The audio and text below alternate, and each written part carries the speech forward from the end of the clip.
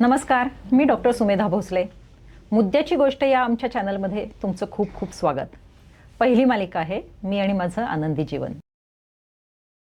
असं म्हटलं जातं, आनंदी मन हे आनंदी शरीरामध्येच वास्तव्य करतं. आपलं शरीर सतत आनंदी राहावं, कुठल्याही प्रकारच्या आरोग्याच्या तक्रारी नकोत आणि काही कुरकूर झाली तर कुठले उपचार घ्यावेत याविषयी माहिती घेण्यासाठी, मार्गदर्शन घेण्यासाठी आपण त्या क्षेत्रातील तज्ज्ञ लोकांना बोलावत असतो. मागच्या एपिसोडमध्ये आपण डोळ्याविषयी माहिती घेत होतो. 1 ते 17 वयोगटामध्ये कोणकोणते आजार होतात, डोळ्याचे कोणते कोणते आजार होतात आणि त्यावरती काय उपचार घ्यायचेत याचं ज्ञान आपण मागच्या एपिसोडमध्ये घेतलेलं आहे. जर तुम्ही पाहिला नसेल व्हिडिओ तर तो जरूर पहा. आणि आजच्या व्हिडिओमध्ये पुन्हा आपण डॉक्टर संकेत कुलकर्णींशीच बोलतो आहोत. 17 वयोगटाच्या पुढे काय काळजी घ्यायची. थँक्यू. नमस्कार डॉक्टर, पुन्हा तुमचं एकदा स्वागत. आता सांगा, 17 वयोगटानंतर डोळ्याचे काय काय आजार होऊ शकतात? तर 17 ते 30 या वयोगटामध्ये जो सगळ्यात महत्त्वाचा आजार आपण डोळ्यामध्ये ऑफ्थॅल्मिया फील्डमध्ये मानला जातो तो म्हणजे केरॅटोकोनस. केरॅटोकोनस बद्दल तुम्ही माहिती सांगत होतात. तर केरॅटोकोनस हा जो आजार आहे हा युजली 17 ते 30 ते 35 या वयोगटात आपल्याला आढळतो. तर याच्यामध्ये डोळ्याचं जे काळं बुबुळ असतं हे अफेक्ट होतं. याचे रिस्क फॅक्टर्स जे आपण मानतो ते म्हणजे अशी मुलं जी कायम डोळा चोळत असतात. काही लोकांना सवय असते की कायम डोळा चोळायचा, किंवा डोळ्यामध्ये काही लोकांना ॲक्च्युली ॲलर्जी पण असते. तर त्या ॲलर्जीमुळे जी खाज येते डोळ्यामुळे, ते कॉन्स्टंटली समजा जेव्हा तुम्ही डोळा चोळत राहिलात तर जे काळं बुबुळ आहे ते हळूहळू पातळ होत जातं. बापरे. तर समजा ते खूप जास्त पातळ झालं तर त्यावर ऑपरेशन करण्याशिवाय अजून कुठलाही पर्याय आपल्याकडे राहत नाही. तर केरॅटोकोनस हा आजार समजा तुम्हाला सिलेंड्रिकल नंबर ज्या मुलांमध्ये जास्त असेल, अशा मुलांनी येऊन एकदा डॉक्टरांचा सल्ला घेणं हे ॲडवायजेबल असतं. आणि सिलेंड्रिकल नंबरमध्ये आपण एक स्कॅन करतो डोळ्याचा ज्या अशा मुलांमध्ये, आणि समजा त्या स्कॅनवर असं आढळलं की काळं बुबुळ पातळ झालेलं आहे, तर मग त्याची स्ट्रेंथ वाढवायला एक छोटी प्रोसिजर केली जाते ज्याला CXL असं म्हणतात. तर त्या प्रोसिजरनी आपण त्या काळ्या बुबुळाची स्ट्रेंथ वाढवतो आणि ह्या आजाराचं जे प्रोग्रेशन आहे ते आपण कमी करायचा प्रयत्न करतो. साधं डोळ्या चोळण्याची सवय किती घातक ठरू शकते हे याच्यावरून आपल्या लक्षात येतं. त्यानंतर अजून कोणता आजार होतो? आता let's move towards age group. मला एक फक्त आधी विचारायचं होतं की चष्मा लागणं हे 25 वर्षानंतर होत नाही ना, का होऊ नाही, शकतं? म्हणजे हे बघा, चष्मा लागण्याच्या याच्या मागे ॲक्च्युली खूप मिसकन्सेप्शन्स आहेत. तर माझ्याकडे बरेच पेशंट्स येतात जे म्हणतात की मला चष्म्याचा नंबर आहे, मी चष्मा लावला तर तो पूर्णपणे निघून जाईल का? तर हे कधीही होत नाही. चष्मा लावून चष्म्याचा नंबर कधीही कमी होणार नाही. फक्त तुम्हाला ठळक दिसेल हा त्या चष्म्याचा फायदा असतो. आणि लहान वयोगटात डोळा आळशी होणार नाही हा त्याचा फायदा असतो. आणि दुसरा म्हणजे की समजा 25-30 या वयोगटात मी समजा खूप जवळचं काम केलं तर मला चष्मा लागू शकतो का? तर काही केसेसमध्ये लागू शकतो. जर डोळ्यातले जे स्नायू आहेत त्याच्यात त्या स्नायूंची जर ॲक्शन खूप जास्त झाली जवळचं काम करून, तर मग चष्म्याचा नंबर येण्याची शक्यता असते. आणि मग 40शी लागते किंवा 50शी नंतर नंबर बदलतो? 40शी नंतर सगळ्यांना, ऑलमोस्ट 99% लोकांना जवळचा चष्मा हा लागतोच. कारण डोळ्यातले स्नायू 40 नंतर खूप वीक होऊन जातात. जे जवळचं काम करायला जे डोळ्यातले स्नायू जे मदत करत असतात ते 40शी नंतर त्याची ॲक्शन खूप कमी होऊन जाते. त्यामुळे जवळचा चष्मा हा मोस्टली 40शी नंतर लागतोच. त्यामुळे जी IT किंवा असे जे लोकं असतात जे 40शीच्या वर आहेत, त्यांना मोबाईल बघताना ताण वाटत असेल किंवा वाचताना ताण वाटत असेल, त्यांनी नक्कीच एकदा आय डॉक्टरांकडे येऊन चष्म्याचा नंबर आहे की नाही हे चेकअप करणं गरजेचं आहे. पण मग तर बऱ्याच ठिकाणी मोफत चष्मे वाटप होतं किंवा 40शी नंतर एक ठराविक चष्मे दिले जातात. तर ते काय स्टँडर्ड असतात का? ते चुकीचं आहे ॲक्च्युली. कारण प्रत्येक माणसामध्येच त्या चष्म्याच्या नंबरचा फायदा होईल असं नसतं. काही लोकांमध्ये समजा 40शीला +1चा नंबर त्यांना सुटेबल असतो. काही लोकांमध्ये +0.5 हा नंबर पण त्यांना सुटेबल राहू शकतो. चष्मा कुठेतरी मोफत मिळतोय म्हणून किंवा 40शी नंतर वापरा म्हणून एक विकत जरी घेतला तरी ते योग्य नाही. डोळ्याची तपासणी करून त्याचा नंबर काढून मगच चष्मा वापरा, नाहीतर त्याचा डोळ्याचा आणखीन नुकसान होऊ शकतं. आता आपण पुढच्या वयोगटाकडे. आता 50शीच्या नंतरचे जे आजार असतात त्याबद्दल आपण बोलूयात. त्यातला सगळ्यात महत्त्वाचा आजार म्हणजे मोतीबिंदू. तर मोतीबिंदू हा डोळ्यातला सगळ्यात कॉमन आजार मानला जातो. आणि त्यामुळे ते मोतीबिंदूची चिन्ह तुम्हाला काय दिसतील, ते पहिलं म्हणजे की तुमचं जे नजर आहे ती खालावेल. म्हणजे जे तुम्हाला क्लिअर दिसत होतं एवढे वर्ष, ते तुम्हाला थोडं अंधुकपणा येईल नजरेमध्ये. तर जेव्हा तुम्हाला असं वाटेल की तुमची नजर अंधुक झालेली आहे किंवा तुम्हाला दिसायला कमी झालेलं आहे, तेव्हा एकदा डॉक्टरांकडे येऊन मोतीबिंदू आहे की नाही हे चेक करणं खूप गरजेचं असतं. आता पूर्वीसारखं आता राहिलेलं नाही की मोतीबिंदू पिकल्यावरच ऑपरेशन करणं, हे जो कन्सेप्ट होता हा पूर्वी होता. म्हणजे आधी दिसलं तरी आता करता येतो. हो, आता कुठल्याही स्टेजला मोतीबिंदूचं ऑपरेशन करून आपण त्यावर उपचार करू पण शकतो. मोतीबिंदू म्हणजे मला असं वाटलं होतं की तो मोत्यासारखा दिसायला लागल्यावरच हो, आहे असं. त्यामुळेच त्याचं नाव ॲक्च्युली हां. मोतीबिंदू पडलं होतं. पण पण मग ते आधी आधी आहे हे कसं कळतं डॉक्टरांना? तेच समजा तुमचं नॉर्मल जी तुमची नजर आहे, त्यात थोडा जरी तुम्हाला असं वाटलं की ही नजर खालावलेली आहे आपल्याला सगळं ठळक दिसत होतं आधी, पण आता आपल्याला ही अक्षरं ठळक दिसत नाही आहेत. कारण मोतीबिंदू जेव्हा तयार व्हायला लागतो, तेव्हा चष्म्याचा नंबरही बदलायला लागतो किंवा बरं. ज्यांना चष्मे नाही आहेत त्यांनाही चष्म्याचा नंबर येऊ शकतो मोतीबिंदूमुळे. त्यामुळे समजा तुम्हाला हे अशी जी चिन्ह दिसली, तर मग डॉक्टरांकडे येऊन हा मोतीबिंदू नाही आहे ना ह्याची खात्री करणं खूप गरजेचं असतं. मोतीबिंदू म्हणजे डिजनरेशन होतं ना हो. लेन्सचं? नॉर्मल जी आपली डोळ्यातली लेन्स असते, ती वयोमानानुसार त्याच्यात डिजनरेशन होतं आणि एका पॉईंट नंतर त्याचं नॉर्मल फंक्शनिंग जे असतं ते कमी होऊन किंवा एका पॉईंटला बंदही होऊ शकतं. कशामुळे होतं हे डिजनरेशन? हे एजिंगमुळे असतं. एजिंगमुळेच नॉर्मल होतं? जसं आपलं वय वाढतं तसं आपले गुडघे किंवा बाकी अवयव जसे वीक होतात, तसेच हा एक डिजनरेटिव्ह डिसीज आहे. लेन्सची थोडक्यात एक्सपायरी डेट आलेली हो. आहे. पण मग डायबेटीसमुळे जास्ती होतं? जी लोकं ज्यांना डायबिटीस असतो, त्यामध्ये हे लवकरच्या वयोगटात येणं खूप कॉमन असतं. आणि हायपरटेन्शनमध्ये काय? हायपरटेन्शनचा ॲज सच याच्याशी काही संबंध नसतो, पण डायबिटीस हा एक खूप मोठा आजार आहे, खूप इम्पॉर्टंट आजार आहे डोळ्यासाठी.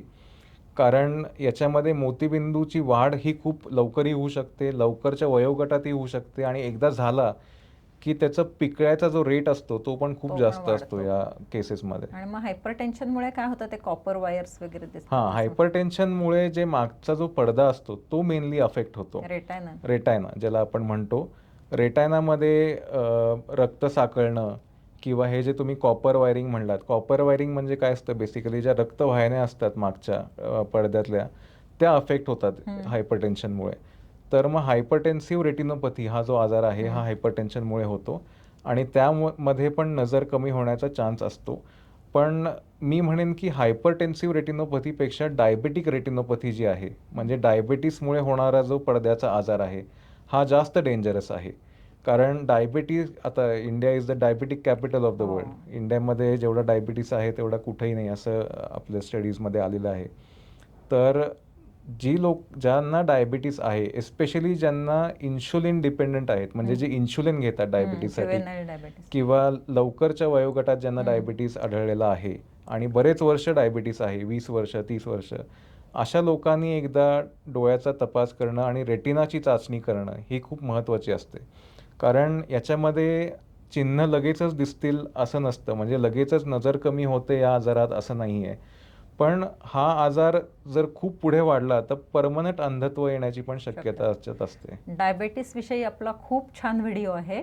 डॉक्टर प्रमोद त्रिपाठींचा आहे, डॉक्टर याज्ञिक सरांचा आहे. जरूर तो व्हिडिओ बघा, तोही शेअर करा आणि सबस्क्राईबही करा. कारण डोळ्यावरती डायबेटीसचे खूप वाईट परिणाम होतात. तसंच हायपरटेन्शनबद्दलही आपला व्हिडिओ आहे.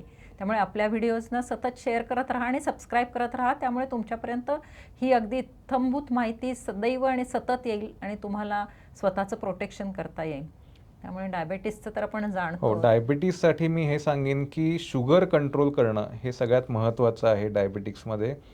जर तुमची शुगर कंट्रोलमध्ये नसेल, जर तुमची लाईफस्टाईल किंवा तुमचे फूड हॅबिट, जेवणाच्या ज्या हॅबिट्स आहेत त्या जर नीट नसतील, तर मग हा आजार जो आहे डायबेटिक रेटिनोपॅथी हा होण्याचा चान्स खूप जास्त असतो आणि एकदा तो झाला की तो वाढण्याचाही चान्स खूप जास्त आणि असतो. त्याच्याकडून परतीचा मार्ग नाही आहे ना, परतीचा मार्ग ॲज सच नाही आहे, पण याच्यावर ट्रीटमेंट आहे.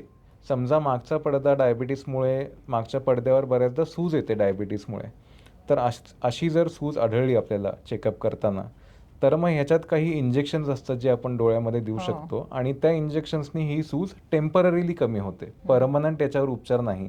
असंही बऱ्याचदा आपल्याला करावं लागतं की दर महिन्याला इंजेक्शन घ्यावी लागतात, की दर महिन्याला ती सूज 1 महिना कमी होते इंजेक्शन नंतर, मग परत येते, मग परत इंजेक्शन आणि घ्यायची. महागडी असतात ना महाग ती. असतात इंजेक्शन्स. हो, त्यामुळे शुगर कंट्रोल करणं वेळीच हे खूप महत्त्वाचं आहे. बरं.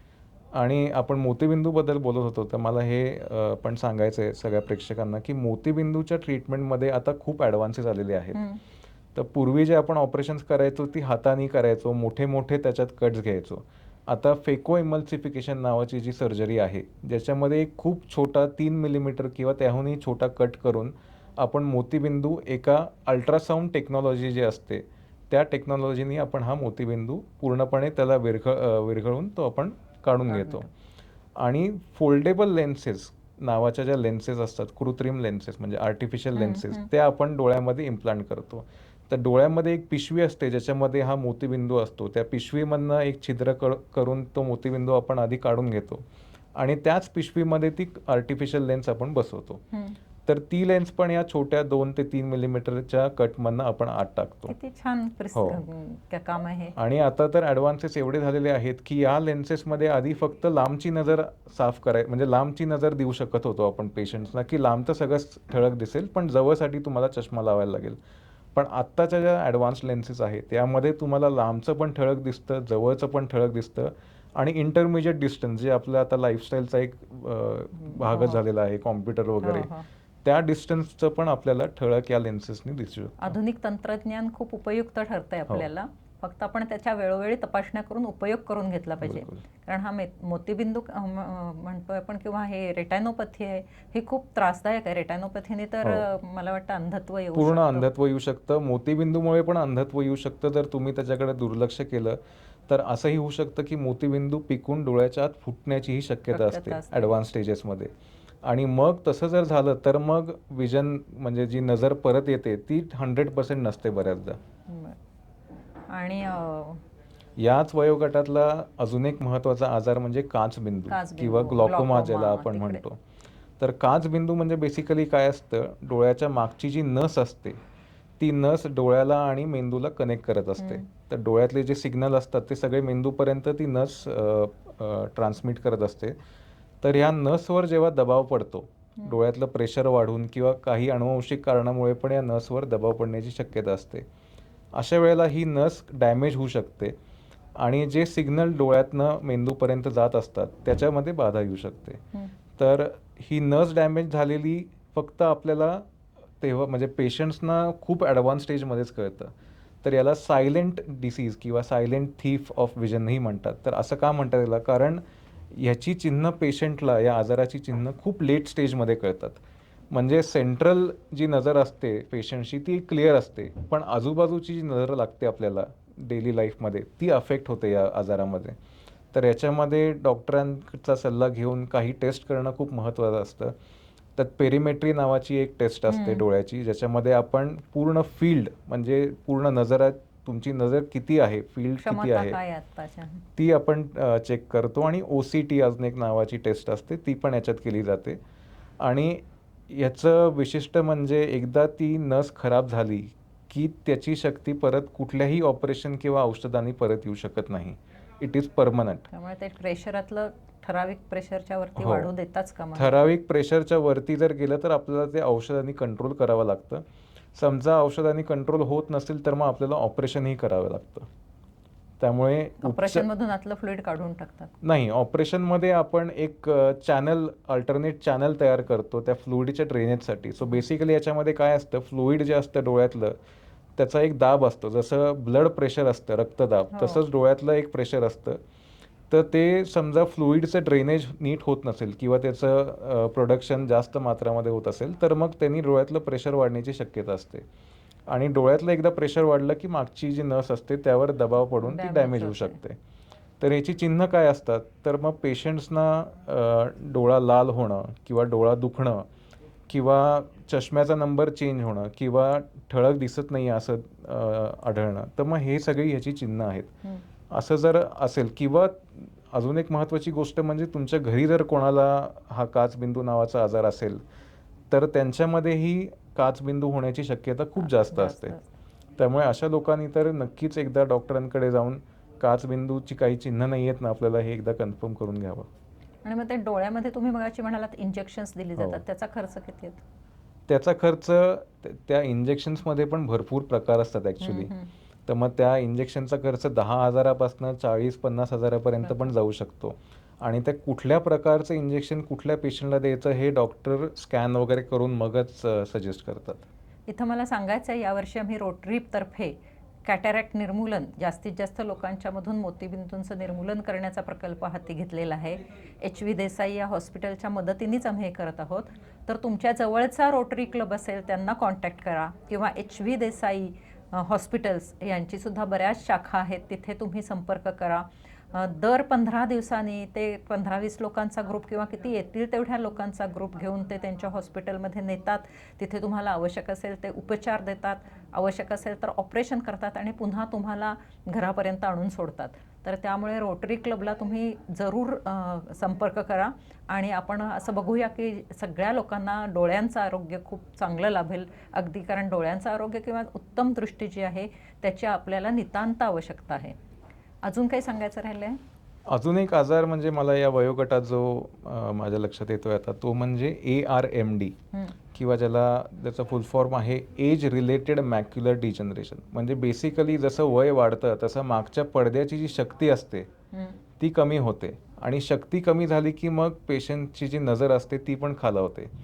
आणि या आजारामध्ये मागच्या पडद्यामध्ये पाणी येणं किंवा पाणी साठणं या गोष्टी पण होऊ शकतात. तर मग समजा वयोगट 70-80 या वयोगटातले जर पेशंट्स असतील ज्यांना अचानक दिसायला कमी झालं आहे, किंवा त्यांना खूप दिवस झाले त्यांना दिसत नाही आहे, किंवा समजा एक स्ट्रेट लाईन अशी थोडी वेवी अशी दिसते आहे, असं काही असेल तर मग त्यांनी ARMD हा आजार नाही आहे ना याची एकदा खात्री करून घ्यावी. त्याचं एक टेस्ट आपण बऱ्याचदा पेशंट्सना घरी पण देतो. एक पेपर असतो ज्याच्यावर काही लाईन्स असतात. तर त्या लाईन तुम्हाला ठळक दिसत आहेत का नाही एक प्रत्येक डोळ्यांनी, हे आपण घरी बसल्याही टेस्ट करू शकतो. तर मग या वयोगटातल्या लोकांनी याची पण एकदा खात्री करणं गरजेचं आहे. हे डोळ्यांची प्रत्येक वयोगटामध्ये तज्ज्ञ लोकांकडून व्यवस्थित तपासणी करून घेणं हे महत्त्वाचं प्रिव्हेन्शन आहे. हो. हा प्रतिबंध केलात तर तुम्हाला बऱ्याच प्रॉब्लेमपासून सुटका मिळू शकते. योग्य वेळेत उपचार झाले तर तुमची दृष्टी वाचू शकते. गाफील राहिलात तर कदाचित दृष्टी जाऊसुद्धा शकते. त्यामुळे ह्या डोळे आणि अतिशय आवश्यक आहेत. आपल्याला शेवटच्या क्षणापर्यंत डोळ्याची साथ हवीच आहे. त्यामुळे डोळ्यांची छान काळजी घेऊया. आणि डॉक्टर संकेत कुलकर्णी, तुम्ही इथे आलात, तुमच्या बिझी शेड्यूलमधून वेळ काढून तुम्ही सर्व प्रेक्षकांना ही माहिती सांगितलीत, त्याबद्दल तुमचे खूप खूप आभार. थँक्यू. अजून एक माझं सांगायचं राहिलं की ड्रायनेस ऑफ द आईची टेस्ट अगदी स्वस्त आहे. 2 रुपये फक्त खर्च येतो त्याला. त्यामुळे त्याबद्दलची माहिती करून घ्या. जवळच्या डॉक्टर्सना भेटा, तज्ज्ञ ऑप्थॅल्मॉलॉजिस्टना दाखवा आणि प्रतिबंध करा. आणि तुम्हाला सर्वांना खूप छान विजन मिळू देत, दूरदृष्टी लाभू देत, असं मी सांगते. धन्यवाद. थँक्यू.